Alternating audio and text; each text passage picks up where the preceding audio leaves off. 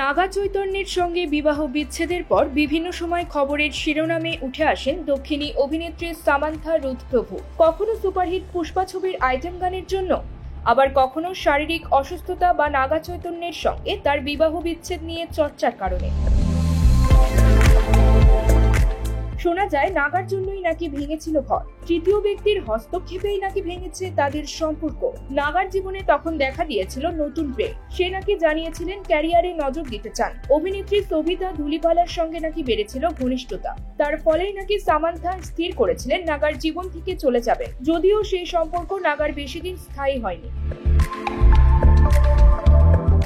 এছাড়া বলিউডেও সামান্থার কদর কম নয়। ফ্যামিলি ম্যান সিরিজে তার অভিনয় মুগ্ধ করেছে সবাইকে। সামনেই মুক্তি পাবে তার অভিনীত সিটাডেলের হিন্দি সংস্করণ। এদিকে গতকাল 28 এপ্রিল ছিল সামান্থার জন্মদিন। দেশ বিদেশের অনুরাগী থেকে দুই সিনে ইন্ডাস্ট্রির সহকর্মীরাই তাকে মুড়ে দিয়েছেন শুভেচ্ছায়। প্রাক্তন স্বামী নাগা চৈতন্যের বিপরীতেই নায়িকা হিসেবে আত্মপ্রকাশ করেন সামান্থা। সিনেমার নাম ইয়ে মায়া ছেসাবে। এরপর আর পেছন ফিরে তাকাতে হয়নি সামান্থাকে। একের পর এক তামিল, তেলেগু ছবিতে অভিনয় করেছেন তিনি। News desk, channel 16।